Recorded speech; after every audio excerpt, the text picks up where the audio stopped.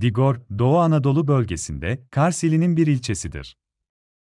Doğusunda Ermenistan, batı ve kuzeyinde merkez ilçe, batı ve güneyinde Kağızman bulunmaktadır. Şimdiki Digor kasabasının 1880'li yıllarda Rus yönetimi altında iskan edildiği bilinmektedir.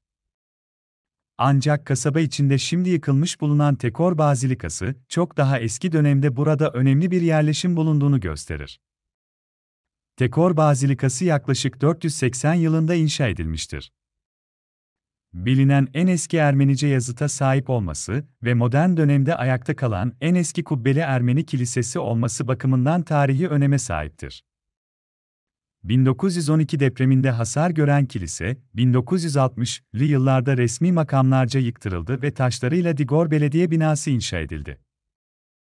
Digor, Rus yönetimi esnasında Zaruşat, Arpaçay, Ağ bağlıydı. 1920'de imzalanan Gümrü Antlaşması sonucunda Digor, Türkiye Cumhuriyeti topraklarına katıldı.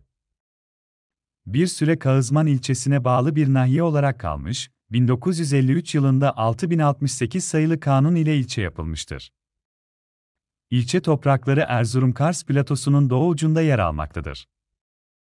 İlçeyi Anadolu'nun kuzey yarısındaki kıvrım sistemine bağlı olan dağlar engebelendirmektedir. Güneybatı kesiminde volkanik Yağlıca Dağı, 2961 m eteklerinden Arpaçay'a doğru dalgalı bir alan uzanmaktadır.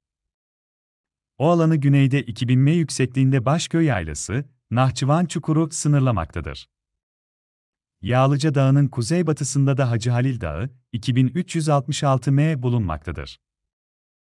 İlçe topraklarını Arpaçay ile Dumanlı Dağı'ndan kaynaklanan ve sonra Arpaçay ile birleşen Digor Çayı sulamaktadır. Bu akarsuların vadi tabanlarında da düzlükler yer almaktadır. Denizden yüksekliği 1450 m yükseklikteki ilçenin yüzölçümü 1136 km olup, toplam 24.863'tür. Türkiye İstatistik Kurumu'nun 2022 yılı verilerine göre Digor ilçesinin nüfusu toplam olarak 19.872'dir. Bu nüfusun 2.473'ü merkez ilçede, geriye kalanlar ise köylerde yaşamaktadır. Digor ilçesinde göç diğer ilçelere oranla daha azdır.